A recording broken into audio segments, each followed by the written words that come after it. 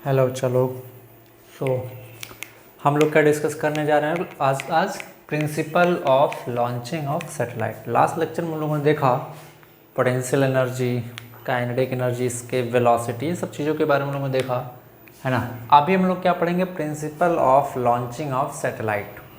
Orbital speed क्या होता है सैटेलाइट का, टाइम पीरियड ऑफ रेवोल्यूशन क्या होता है सैटेलाइट का, है ना, और वेटलेसनेस क्या होता है सैटेलाइट के अंदर, और एनर्जी, काइनेटिक एनर्जी कितना होता है सैटेलाइट का, पोटेंशियल एनर्जी कितना होता है, सम ऑफ एनर्जी कितना होता है, जियो स्टेशनरी सैटेलाइट क्या होते हैं, सब चीज़ों के बारे में लोग देखते हैं। तो सबसे पहले देख लेते हैं कि अर्थ से सैटेलाइट को ऊपर की तरफ भेजा कैसे जाता है। चलो देखते हैं। आप एक छोटा सा एग्जाम्पल लें, मान लेते हैं ये अर्थ है, जस्ट एज्यूम।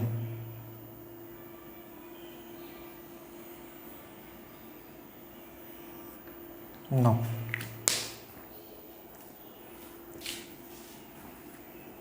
जस्ट एज्यूम ये अर्थ है, ओके।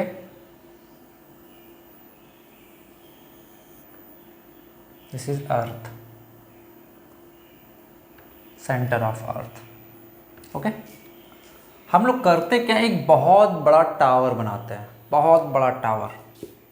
प्रोजेक्टाइल में आप लोगों ने पढ़ा होगा, अ प्रोजेक्टाइल इज लॉन्च्ड और thrown from tower of height 10 metre, tower of height 100 metre, इन सब चीज़ों में, ठीक है।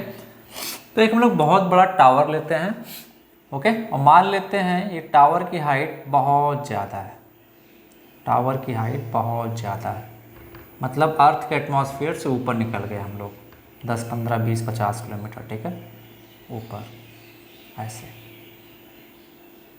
बहुत ज़्यादा हाइट से। हम कर क्या रहे हैं, सपोज यहाँ से एक ऑब्जेक्ट को हॉरिजॉन्टल स्पीड डायरेक्शन में फेंक रहे हैं, तो क्या होगा, ये जाएगी ऐसे, प्रोजेक्टाइल पाथ फॉलो करते हुए आके यहाँ हिट कर देगी एट पॉइंट सपोज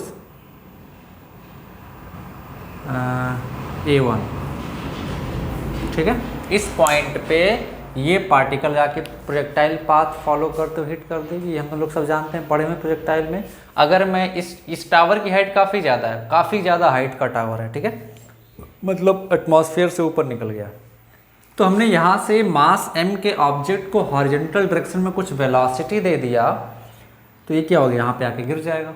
अब यहाँ से यहाँ तक पहुँचने के टाइम को टाइम ऑफ फ्लाइट कहते हैं, यहाँ से यहाँ तक की हाइट डिस्टेंस को रेंज कहते हैं।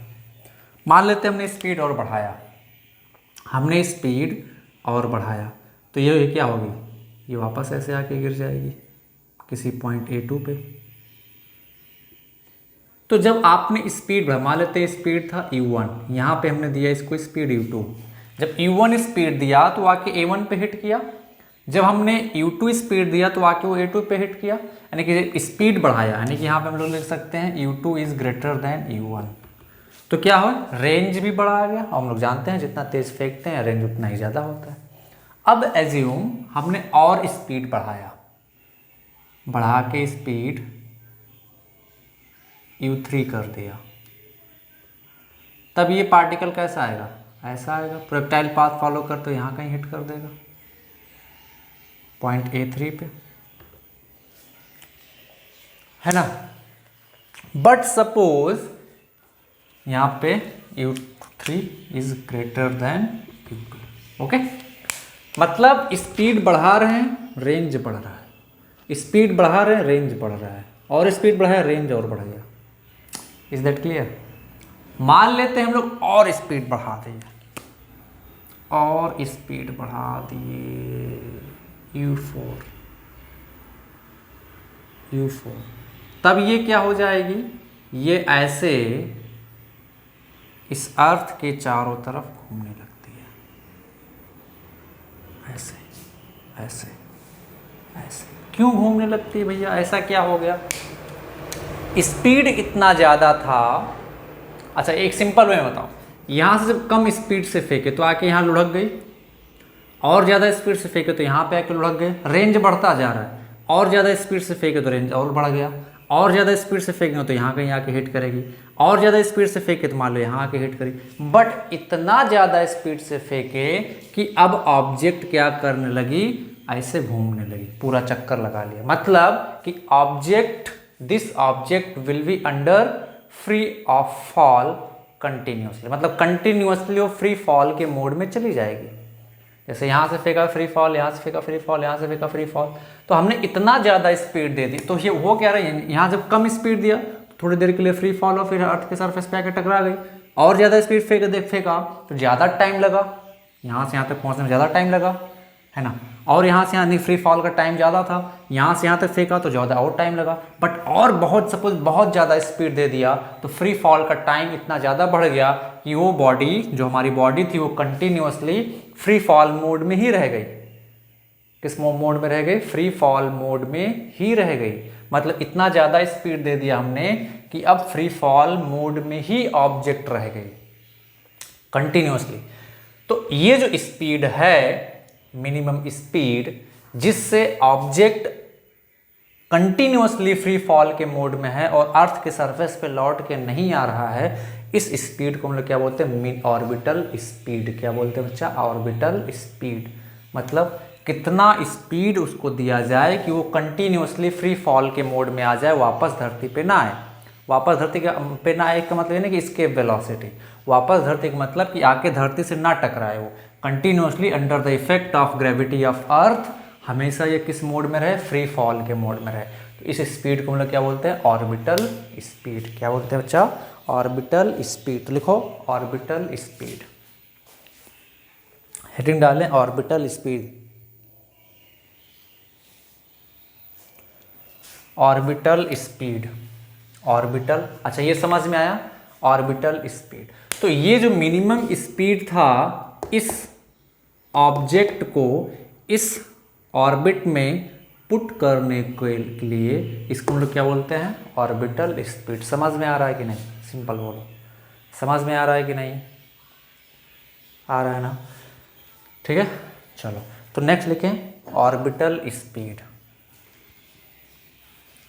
ऑर्बिटल स्पीड,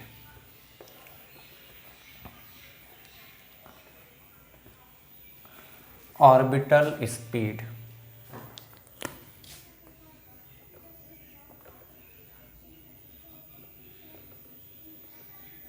ओके, तो लिखें it is the minimum speed required, it is the minimum speed required, it is the minimum speed required to put the satellite, required to put the satellite, to put the satellite, to put the satellite into its orbit, satellite into its orbit around the earth is called orbital speed। आप लोगों ने देखा होगा कि जब भी अर्थ से rocket launch किया जाता है ना, मान लेते हैं यहाँ से लॉन्च किया गया, तो जब भी रॉकेट को लॉन्च किया जाता है तो रॉकेट क्या होता है? ऐसे स्ट्रेट जाती है और जैसे जैसे ये ऊपर जाती है, कुछ दूर तक ऊपर जाती है ऐसे, है ना, ऐसे, फिर ये ऐसे होने लगती है, ऐसे, फिर जितना स्पीड में जाना हो, जितना उसका जिस ऑर्बिट में डालना होता है, ऐसे। अब जब इसको यहाँ पे लेके ऐसे टर्न होती है ये ऐसे आके, तो ये स्पीड इतना ज़्यादा हो, ऑर्बिटल स्पीड के बराबर हो जाता है। किसके स्पीड के बराबर? ऑर्बिटल स्पीड के बराबर, जितना कैलकुलेट किया गया होता है। तो अब क्या होती है? ऐसे कंटिन्यूसली ये ऐसे अर्थ के चारों तरफ घूमने लगती है, ऐसे। समझ पा रहे हो? बट सपोज कुछ फॉल्ट हुआ और कुछ फॉल्ट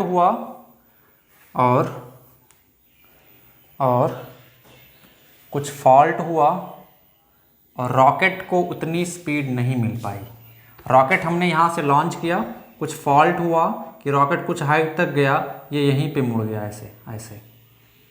समझ पा रहे हो? कुछ फॉल्ट हुआ कि वो अपने जहाँ जिस ऑर्बिट में पहुंच के उसको ऑर्बिटल स्पीड जो चाहिए तो हॉरिजॉन्टल डायरेक्शन में वो नहीं मिल पाया, तो क्या हो जाएगा, रॉकेट ऐसे मुड़ गया यहाँ पे, तो अभी क्या हो जाता है, ऐसे आके वापस धरती पे हिट कर देता है। तो जिस ऑर्बिट में उसको चाहिए, जिस ऑर्बिट में उसको चाहिए, है ना, जिस ऑर्बिट में उसको भेजना है, हम लोग करते क्या है, यहाँ से हमने किसी स्पीड से लॉन्च किया रॉकेट को, रॉकेट जाएगा जाएगा जाएगा ऐसे टर्न हो जाएगा ऐसे, है ना। अब जब यहाँ पे पहुँचा, सपोज इस ऑर्बिट में हमको लॉन्च करना था, इस ऑर्बिट में हमको लॉन्च करना था। एक सिंपल छोटा सा और एग्जाम, हाँ ठीक है, इस ऑर्बिट एक छोटा सा एग्जाम्पल लेते हैं। मान लेते हैं जैसे ISS का एग्जाम्पल लेते हैं। किसका एग्जाम्पल लेते हैं, ISS, international space station. International space station approximately 400 kilometre ऊपर है ना, 400 किलोमीटर ऊपर है। तो मान लेते हैं ये हमारी अर्थ है, ठीक है, और हमको इस अर्थ के नज़दीक में ये कोई ऑर्बिट है, इस ऑर्बिट में सैटेलाइट को भेजना है, इस ऑर्बिट में सैटेलाइट को भेजना है, और इस यहाँ से इस ऑर्बिट का जो रेडियस है अर्थ के सेंटर से स्मॉल r है। तो इस ऑर्बिट के लिए स्पीड ऑफ सैटेलाइट फिक्स्ड है, स्पीड ऑफ सैटेलाइट क्या है, फिक्स्ड है। तो हम लोग क्या करते हैं, रॉकेट लॉन्च करते हैं, यहाँ से रॉकेट लॉन्च किए, रॉकेट जाएगा जाएगा ऐसे ऐसे ऐसे ऐसे जाएगा जाएगा जाएगा जाएगा जाएगा ऐसे ऐसे। सपोज यहाँ पे इस ऑर्बिट में पहुँचा, तो यहाँ पे जो उसका इंजन होता है रॉकेट का, वो दोबारा फायर होता है और इसकी ऑर्बिटल स्पीड के बराबर हो जाता है। जैसे इस ऑर्बिट में पहुँच के वो ऑर्बिटल स्पीड को गेन कर लेता है, अब ये कंटिन्यूसली फ्री फॉल के मोड में आके ऐसे ऐसे घूमने लग जाता है, ऐसे ऐसे क्या करने लग जाता है, घूमने लग जाता है। ओके, तो this is the principal of launching of satellite. अब हम लोगों को क्या कैलकुलेट करना है कि ये orbital speed for different orbit कितना होता है, या किसी ऑर्बिट के लिए जिसका सेंटर अर्थ के सेंटर से डिस्टेंस r है, इस ऑर्बिट के लिए स्पीड कितना होगा, टाइम पीरियड कितना होगा, ये सारी चीज़ें हम लोगों को कैलकुलेट करनी है। तो आप नोट करें इसको, फिर हम लोग आगे बढ़ते हैं। चलो,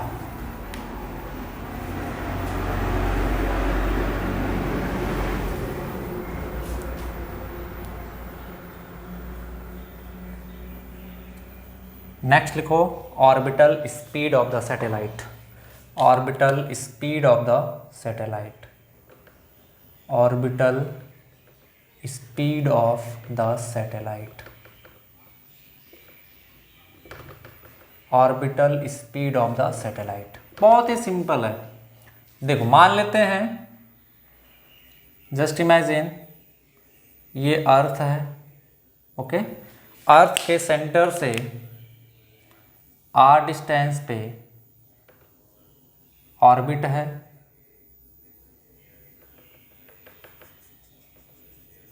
okay, mass of earth me, radius of earth re, okay, और सरफेस से हाइट जो है इस ऑर्बिट का अर्थ के सरफेस से h मान लेते हैं। इसमें कोई ऑब्जेक्ट या कोई सैटेलाइट जिसका मास स्मॉल m है, सपोज v स्पीड से घूम रहा है ऐसे ऐसे, ठीक है। तो बोलो उसको क्या चाहिए होगा, सेंट्रीपिटल फोर्स चाहिए होगा। तो सेंट्रीपिटल फोर्स कितना चाहिए होगा उसको, सेंट्रीपिटल फोर्स उसको कितना चाहिए होगा, सेंट्रीपिटल फोर्स F से क्या होता है, mv²/r, जहाँ से यहाँ तक की डिस्टेंस। अब ये सेंट्रीपिटल फोर्स कहाँ से आएगा, gravitational force acting between earth and that satellite. तो कितना आ जाएगा gravitational force, capital G, mass of earth into mass of satellite by r² small r² is equal to mv²/r। r से r खत्म हो जाएगा, m से m कैंसल आउट हो जाएगा, तो स्पीड ऑफ सैटेलाइट कितना आ जाएगा, v² will be equal to g me/r, या स्पीड ऑफ सैटेलाइट v कितना आ जाएगा, √g me/r। Is that clear or not. हमने निकलवाया भी था इससे पहले स्पीड, और this is the speed of satellite. तो स्पीड ऑफ सैटेलाइट किस पे डिपेंड कर रहा है, ऑर्बिटल स्पीड ऑफ सैटेलाइट किस पे डिपेंड कर रहा है, क्या मास ऑफ द सैटेलाइट पे डिपेंड कर रहा है, no, mass of the satellite पे डिपेंड नहीं कर रहा है। तो नोट कर लेंगे ऑर्बिटल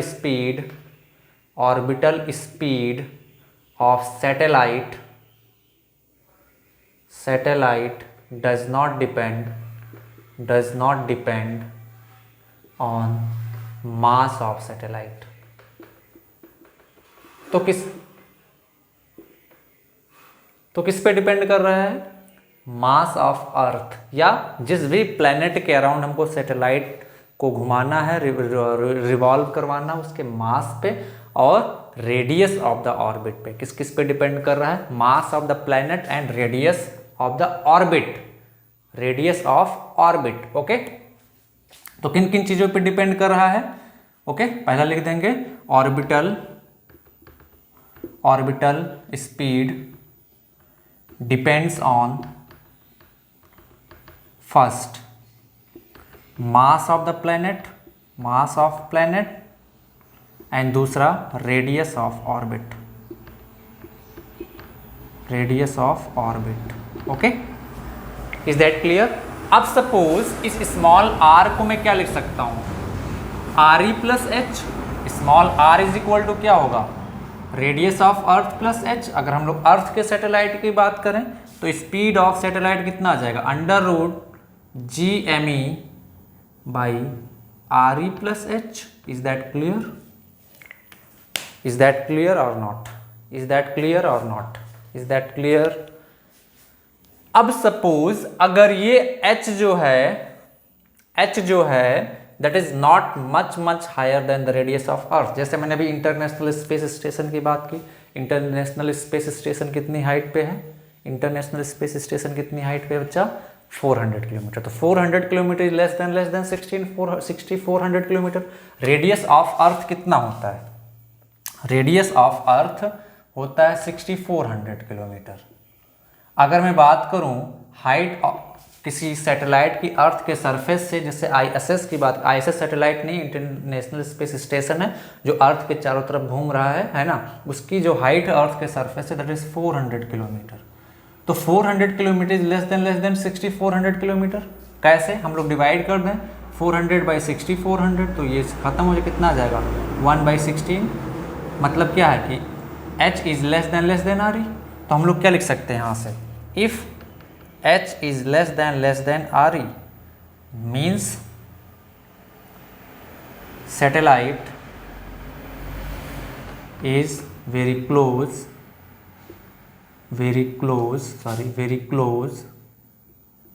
to Earth's surface।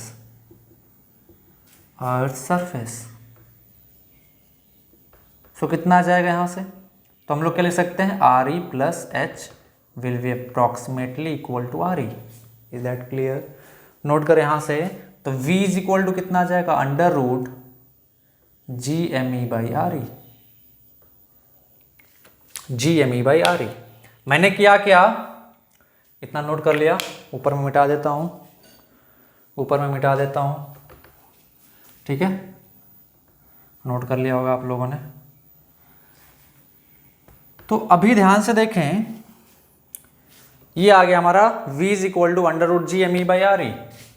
तो v इज इक्वल टू, मैंने RE से ऊपर नीचे मल्टीप्लाई कर दिया, तो GME into RE by RE square. What is this? Gravitational acceleration of the surface of earth. So v will be equal to √GRE। This is the speed of satellite which is very close to the surface of earth. This is the speed of satellite. This is speed of satellite, orbital speed, which is very close to Earth's surface. और speed of satellite whose orbit radius is small r, वो क्या होगा? v is equal to √GME by RE। या इसको हम लोग ऐसे ले सकते हैं √GME by RE plus h, क्योंकि ये स्मॉल r किसके बराबर? RE plus h। तो ये क्या है? Speed of satellite in any orbit जिसका रेडियस स्मॉल r है। ये क्या है? Speed of satellite which is very close to the surface of earth. तो स्पीड ऑफ सैटेलाइट जो है इस सैटेलाइट के मास पे डिपेंड नहीं कर रहा है, किस पे डिपेंड कर रहा है? Size and radius of planet of earth, है ना। तो अब ध्यान से देखें, क्या स्मॉल g का वैल्यू हमको पता है? Yes sir. क्या आर ई का वैल्यू हमको पता है? Yes sir. g का वैल्यू पता है हमको, आर ई का वैल्यू पता है, यहाँ पे रख देंगे तो क्या मिल जाएगा हमको? बोलो। g का वैल्यू हमको पता है, g का वैल्यू कितना होता है? g का वैल्यू होता है 9.8 मीटर पर सेकेंड। आर ई का वैल्यू कितना है? 6400 किलोमीटर। यहाँ पे वैल्यू रखेंगे तो v आता है approximately 7.9 kilometre per second. Exactly value कितना होता है? 7.92 kilometre per second.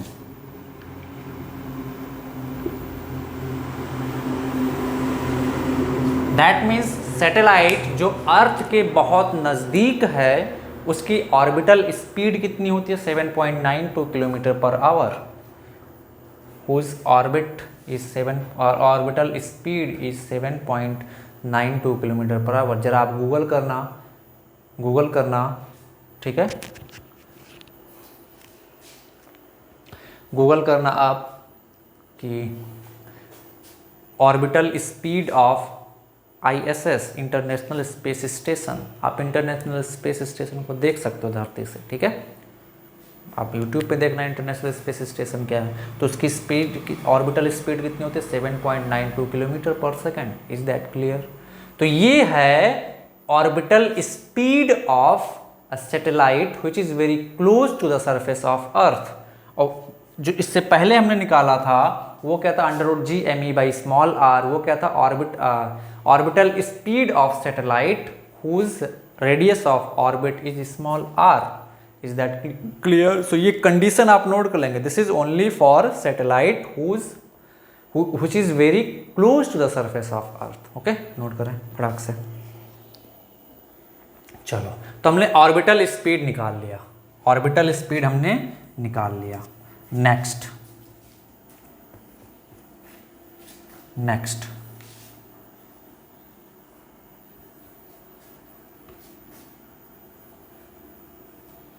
Orbital speed हमारा हो गया। ऑर्बिटल स्पीड हमने कितना निकाला बच्चा? ऑर्बिटल स्पीड निकाला हम लोगों ने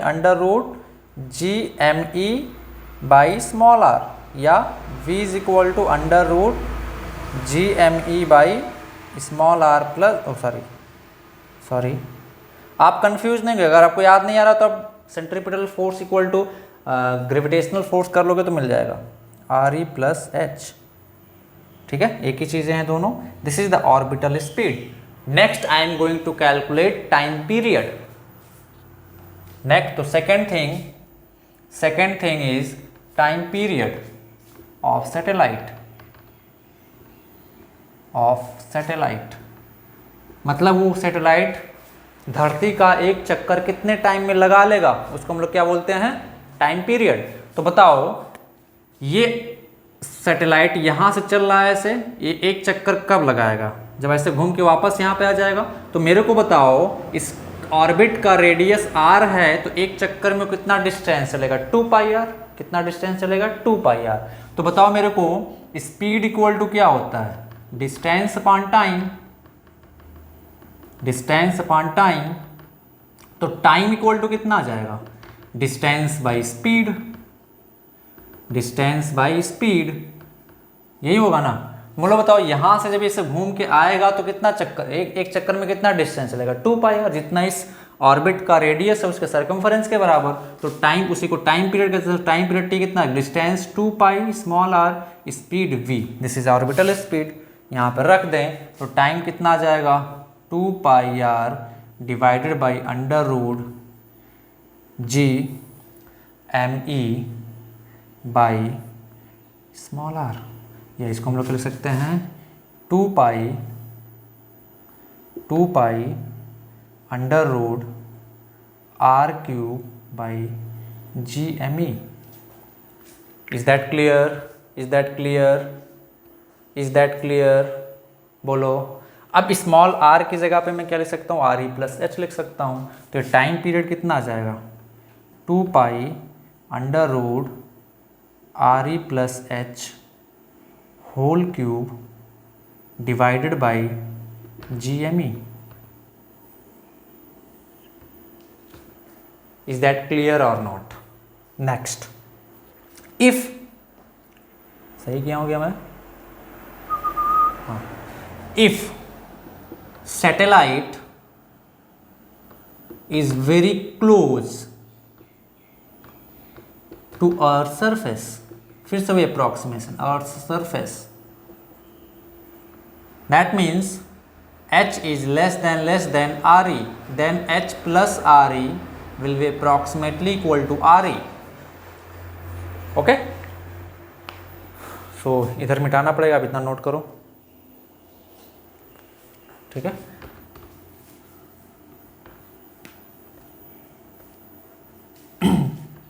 तो ये आर ई प्लस क्या हो जाएगा, आर ई के बराबर हो जाएगा, किसके लिए? एजम्पशन है यहाँ पे, नोट करेंगे, ऐसे नहीं अपने मन से मैं कर दे रहा हूँ। Satellite which is very close to the surface of earth, जैसे हमने निकाला orbital speed of a satellite which is very close to the surface of earth, कितना है? 7.92 kilometre per second. Similarly we are going to calculate time period of a satellite which is very close to the surface of earth, it will come 84 minute. ठीक है, magic देखेंगे अभी magic देखेंगे आप, देखो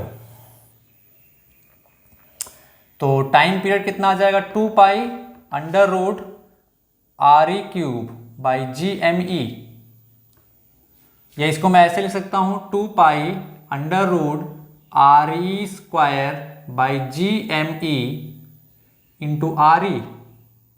ये चीज क्या है मेरे को बताओ? G M E by R E square क्या होता है? स्मॉल जी, तो R E square by G M E क्या हो जाएगा? 1 बाई जी, है ना? तो इसकी वैल्यू को मैं यहां पे रख देता हूं, तो टाइम पीरियड क्या आ जाएगा? 2 pi under root R E by G. Is that clear और नॉट? नोट करो फटाक से यहां तक, ओके? चलो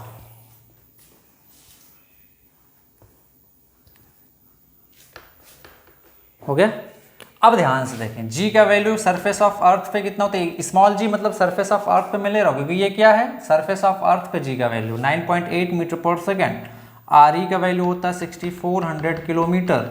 यहां पे मैं सारा वैल्यूज रखूंगा तो t आएगा 84.6 मिनट। दैट मीन्स ये अगर सैटेलाइट अर्थ के सरफेस के काफी क्लोज है तो 84.6 मिनट में एक चक्कर लगा लेगा वो अर्थ का। भैया आप अभी गूगल करना इंटरनेशनल स्पेस स्टेशन कितना टाइम लेता है अर्थ का चक्कर लगाने में, आपको यही मिलेगा, ये चीज मिलेगा। दिन में वो 13 या कुछ टाइम 13 या 14 बार वो चक्कर लगाता है, 13 या 14, हाँ 13 बार।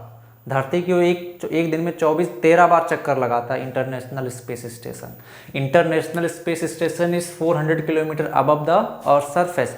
It is not a satellite, it is a international space station, but वो अर्थ के जिस ऑर्बिट में घूम रहा है, if we consider it as a satellite, है ना, then its speed is 7.92 kilometre per second. आप गूगल कर लेना, हम यहाँ पे आपको दिखा रहे, फैक्ट दे रहे हैं, ठीक है, प्रूफ दे रहे हैं कैसे कैलकुलेट किया गया उसकी स्पीड को।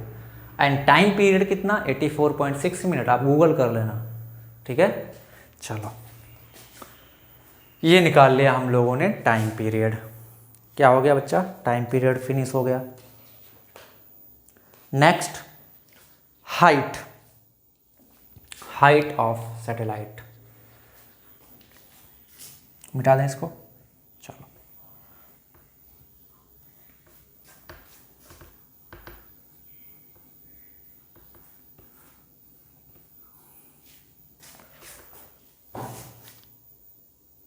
ओके, तो हमने ऑर्बिटल स्पीड देख लिया, टाइम पीरियड देख लिया। Next we are going to discuss energy of orbiting satellite. Okay, energy of an orbiting satellite. Energy of an orbiting satellite.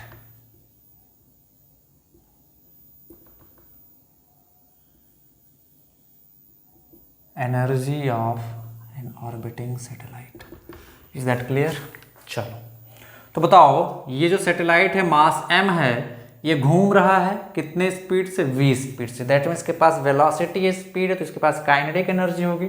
सो पहला kinetic energy of the satellite कितना आ जाएगा, half M V square. So kinetic energy of the satellite कितना आ जाएगा, half M, और v क्या है, ऑर्बिटल स्पीड कितना, under root G M E by R. तो हम लोग क्या लिख देंगे, इसका स्क्वायर कर देंगे तो क्या आ जाएगा, G M E by R. तो क्या आ जाएगा, G M E small M by 2r। That means kinetic energy is equal to G M E M by 2r। याद रखेंगे question number first. This is the kinetic energy of the orbiting satellite. Next, what type of energy stored in the satellite, potential energy. That means earth and satellite system का potential energy. तो potential energy कितना हो जाएगा, minus G M E M by R. ये होता ना, ये earth है, दिस इज अर्थ, ये सैटेलाइट है, कितना डिस्टेंस इसके सेंटर से आर, तो पोटेंशियल एनर्जी कितना होता है, G M E M by R. So what is total energy, total energy sum of kinetic energy plus potential energy. So total energy will be equal to kinetic energy कितना आया था हमारा, G M E M by 2r plus potential energy कितना है बच्चा, minus G M E M by R. So what will be total energy, minus G M E M by 2r। What magic, that means total energy of this satellite is negative. That means energy is minimum, and if a system's energy is minimum, system is highly stable. अगर किसी भी system की energy minimum है तो वो system highly stable होता है। Stable का मतलब जहाँ पे है जैसे है वैसे ही रहना वो पसंद करेगा। दैट मीन्स ये और इसके चारों तरफ से घूम रहा है तो ये कंटिन्यूसली ऐसे घूमता रहेगा। समझे? एक एग्जांपल बताता हूँ। जैसे एक छोटे से बच्चे को लेते हैं, बच्चे में काफ़ी ज़्यादा एनर्जी होती है, पॉजिटिव एनर्जी बहुत ज़्यादा होती है। तो बच्चे बहुत शरारती भी होते हैं, खेलते कूदते रहते हैं, दौड़ते रहते हैं, उनको कंट्रोल करना मुश्किल होता है। लेकिन वही जब उनकी तबीयत ख़राब हो जाती है तब क्या बेड पे पड़ जाते हैं ऐसे आके, क्योंकि उस टाइम पे उनकी एनर्जी मिनिमम हो गई, कम हो गई, है ना, तो वो आके बेड पे लेट गए, है ना। सेम तरीके से आप ऐसे याद रखें कि अगर किसी भी सिस्टम की एनर्जी मिनिमम है तो वो सिस्टम स्टेबल होता है। तो यहाँ पे तो एनर्जी मिनिमम की बात छोड़ो, निगेटिव है, 0 से भी कम। That means system is highly stable. ये सैटेलाइट ऐसे ऐसे घूमता रहेगा जब तक इसको बाहर से कोई एनर्जी नहीं मिलेगा। अगर बाहर से इसको कोई एनर्जी नहीं मिल रहा है सैटेलाइट को, है ना, बाहर से अगर कोई एनर्जी नहीं मिला तो कंटिन्यूसली ऐसे घूमता रहेगा ये अनंत काल के लिए। अब कोनो आया, कोनो दूसरा प्लेनेट आया, टकरा गया इससे, तब तो उसको एनर्जी मिल गई एक्स्ट्रा, तो सिस्टम क्या स्टेबल रहेगा? नहीं। मान लिया आजकल तो हो गया ना कि सब लोगों ने एंटी सैटेलाइट मिसाइल भी बना लिया है, मतलब यहीं से हम सैटेलाइट छोड़ देंगे, यहीं से हम मिसाइल छोड़ देंगे, इसको उड़ा देगा, है ना। तो उसी तरीके से तो this is the total energy. अब देखिए कुछ रिलेशन मिल रहा है क्या? Kinetic energy is this, potential energy is this, total energy is this. So what is the relation? इस पार्ट को मैं मिटा रहा हूं।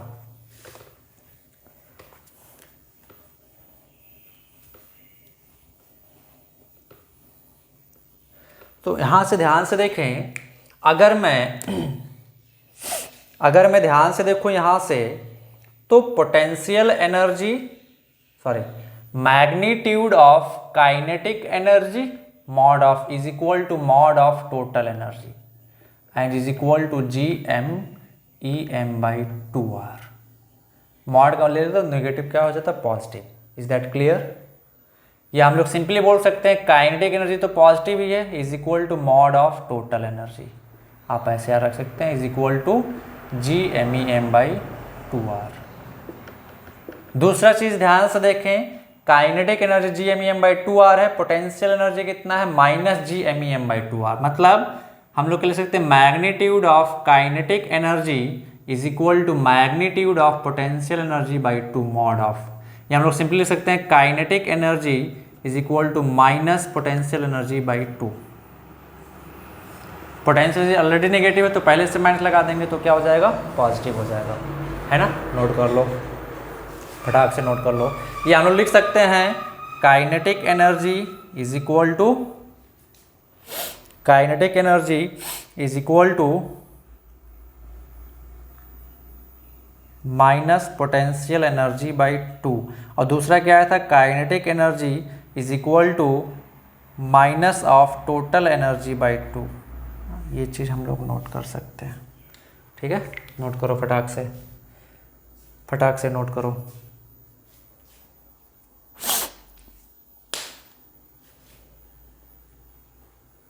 हो गया, चलो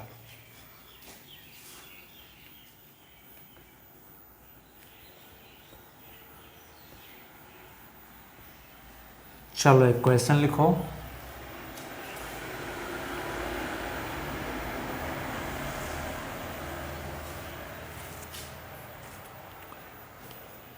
question, potential energy of an orbiting satellite is minus 24 joule, then its kinetic energy will be option A minus 12 joule, option B 12 joule, option C 24 joule, option D none of this. चलो फटाक से बता दो, फटाफट बता दो क्या होगा, फटाक से बता दो। तो कितना आ जाएगा, काइनेटिक एनर्जी कितना होता है minus of potential energy by to, तो माइनस ऑफ पोटेंशियल एनर्जी कितना माइनस 24 बाई टू, तो कितना आ जाएगा 12 joule. Which option is correct? Option B is correct. Which option is correct? Option B is correct. अगर मैं यहीं पे दूसरा क्वेश्चन पूछूं, what will be total energy? Option A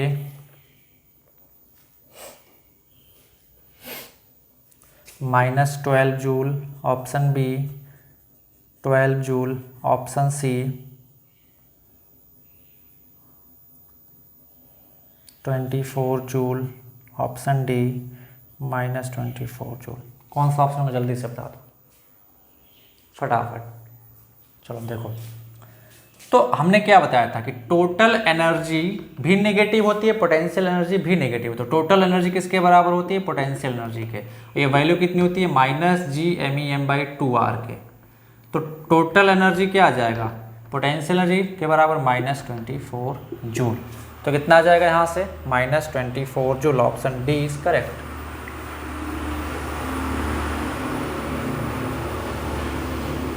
कहीं पे मिस्टेक किए हैं क्या, टोटल एनर्जी, एक मिनट कहीं पे मिस्टेक हुआ क्या, हाँ देखो यहाँ पे गलती हुई है।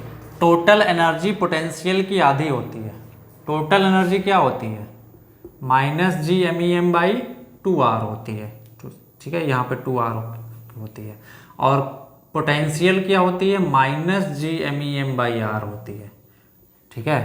तो यहाँ पे मैंने गलती किया हुआ है। तो टोटल एनर्जी कितना आ जाएगा बोलो, पोटेंशियल एनर्जी कितनी है माइनस 24 बाई टू, तो कितना आ जाएगा बच्चा यहाँ से माइनस 12 जूल।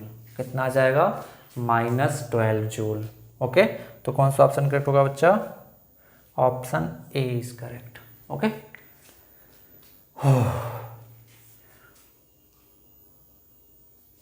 माइनस 12 करेक्ट है, नोट कर लो फटाक से।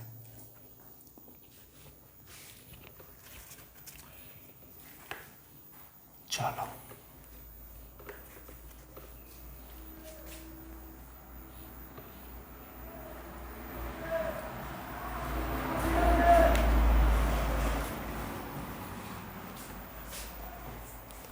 Next question, total energy of an orbiting satellite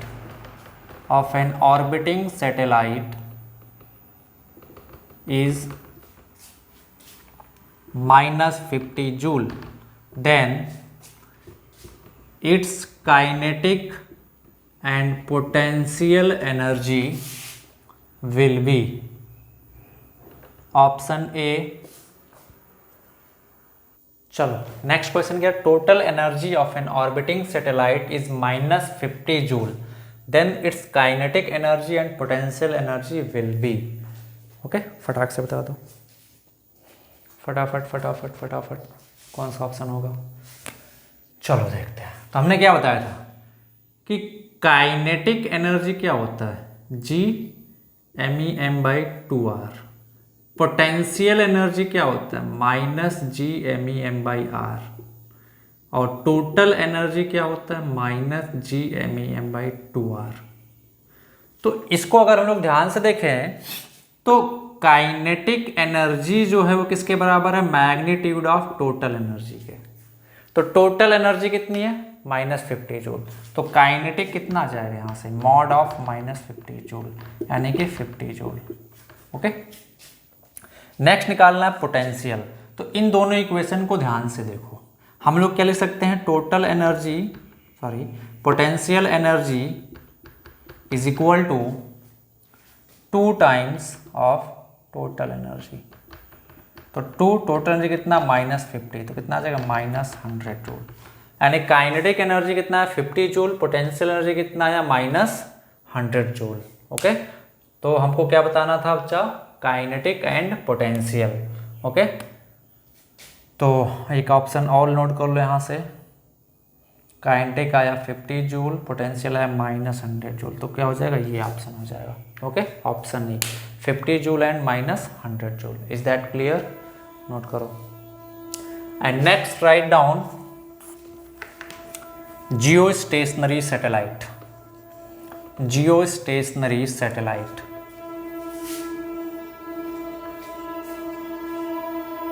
geostationary satellite, geostationary satellite.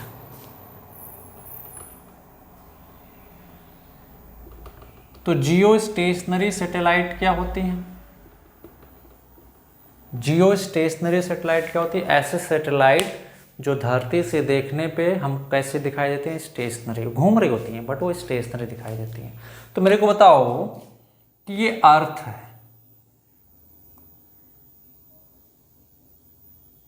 है ना, दिस इज अर्थ। अर्थ इस एक्सिस के अबाउट ऐसे घूमती है, रोटेट करती है, ऐसे ऐसे, है ना,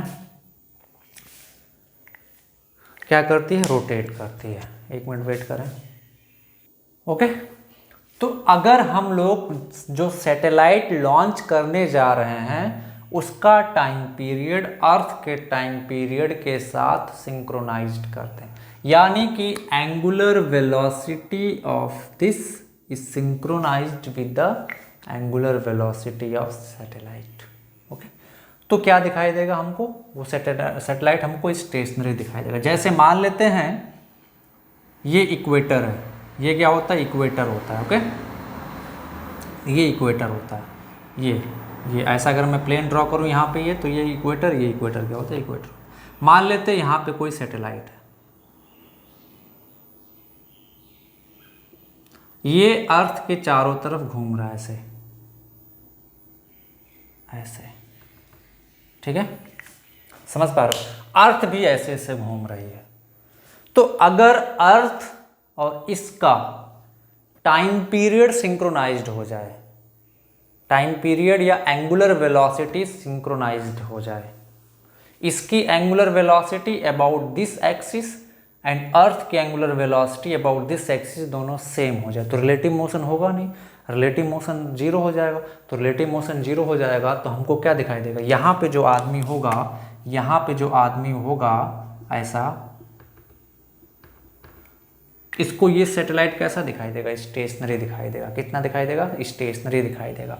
मान लेते हैं ये सैटेलाइट अर्थ के सरफेस से h हाइट पे है, ये है रेडियस ऑफ अर्थ। तो मेरे को बताओ, एक एग्जांपल लेके मैं बताता हूँ। जैसे मान लेते हैं ये अर्थ है, this is an apple, assume it is an earth, okay. मान लेते हैं ये सैटेलाइट है। अब अर्थ क्या हो रही है, अर्थ भी ऐसे ऐसे घूम रही है, ऐसे ऐसे घूम रही है अपने एक्सिस के अबाउट। मान लेते हैं ये क्या है, एक्सिस है, this one is the axis of earth.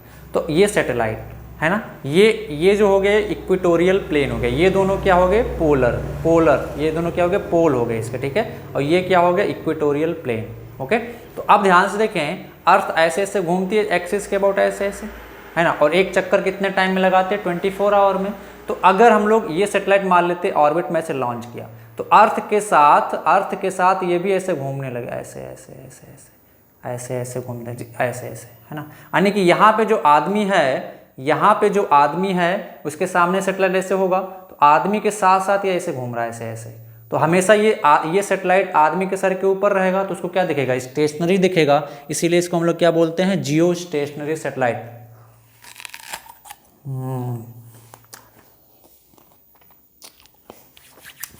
भूख लग गई मेरे को, इसीलिए इसको क्या बोलते हैं बच्चा, जियो स्टेशनरी सैटेलाइट, क्योंकि ये हमको अर्थ के सरफेस से कैसा दिखाई देता है, बिल्कुल स्टेशनरी, समझे। अब हम लोगों को इस सैटेलाइट का अर्थ के सरफेस से हाइट कैलकुलेट करना है। तो मेरे को बताओ, अर्थ एक चक्कर कितने टाइम में लगा लेती है अपने एक्सिस के अबाउट, रोटेट जो करती है 24 घंटे में। तो ये भी अगर एक चक्कर अर्थ के चारों तरफ 24 घंटे में लगा ले तो सिंक्रोनाइज हो जाएगा। तो जियो स्टेशनरी सैटेलाइट का मतलब ये होता है कि time period of this satellite is synchronised with time period of rotation of earth about its own axis, okay, जो कि 24 आवर होता है। तो इसका टाइम पीरियड कितना आ जाएगा, 24 आवर। Is that clear. अभी हम लोग निकाला था time period of a revolving satellite 2 pi under root RE plus H whole cube by GME। बोलो, निकाला था कि नहीं, निकाला था ना। तो दोनों साइड क्यूब कर दो, दोनों साइड क्यूब कर दोगे तो क्या आ जाएगा, T cube is equal to 8 pi cube into RE plus H by GME। Sorry, दोनों साइड स्क्वायर करना, सॉरी अंडर रूट में है ना, सॉरी। तो this will be T square and this will be 4 pi square.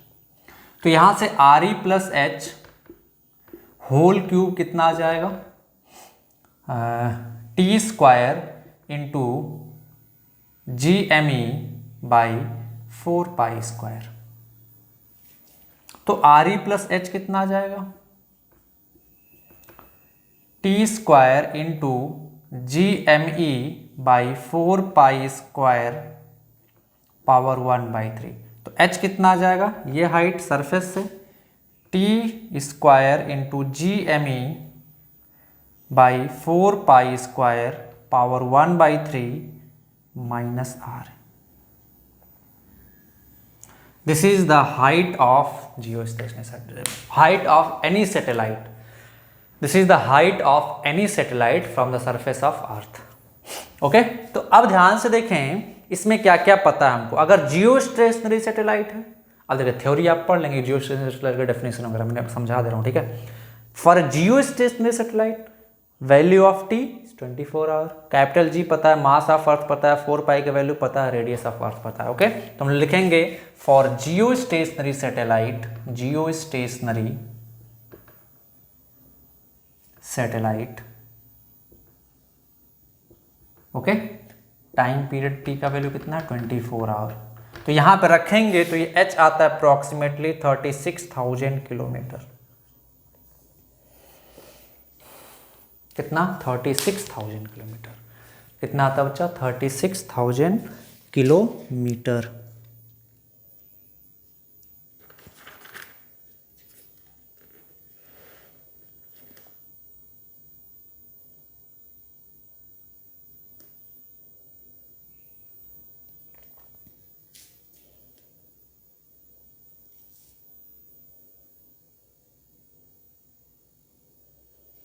Okay, note कर रहे हैं। तो जियो स्टेशनरी सैटेलाइट अगर हमें लॉन्च करना है तो अर्थ के सरफेस से हाइट कितनी मिनिमम होनी चाहिए उसका, अप्रॉक्सीमेटली 36,000 किलोमीटर। दूसरा, time period of revolution around the earth कितना होना चाहिए, 24 आवर। तो आप कंडीशन भी बोल सकते हैं, condition for a geostationary satellite. Note करें फटाक से इसको। अब ध्यान से देखें, जियो स्टेशनरी सैटेलाइट से काम नहीं चलता है। जियो स्टेशनरी सैटेलाइट जो इमेज कैप्चर कर सकता है, सिग्नल जो भेज सकता है, वो कैसे भेज सकता है, इतने पार्ट के रेट को कवर करेगा ना। यहाँ से जो भी सिग्नल भेजेगा ऐसे जाएगा, ऐसे जाएगा, इतने अर्थ के इतने सरफेस पे भेज सकता है वो ऐसे, और इधर से इतने सरफेस पे भेज सकता है। मतलब ये जो एप्पल था यहाँ से ऐसे ऐसे घूम रहा था, ये ऐसे ऐसे घूम रहा था, है ना। तो कितने रेंज को कवर कर रहा था?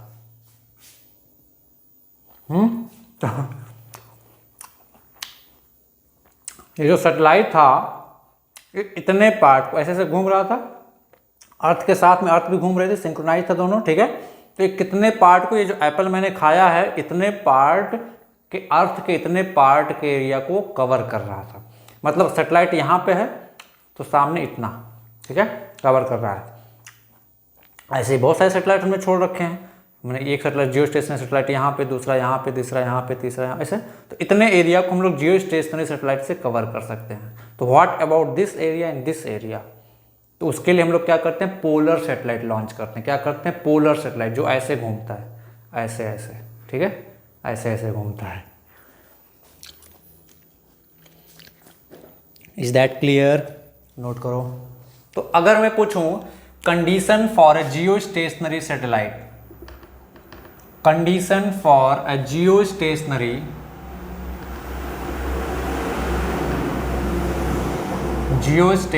Satellite, condition for a geostationary satellite. पहला, it should be a height of approximately, minimum height कितनी हो जाए, 36,000 किलोमीटर, ओके। तो it should be height of approximately 36,000 kilometre from surface of earth, okay. दूसरा point क्या, कि ये एक चक्कर कितने टाइम में लगा लेना चाहिए, 24 आवर में। कितने टाइम में, 24 आवर में, ओके। तो time period of revolution of satellite should be exactly same, should be exactly same as the time period of rotation of earth about its own axis,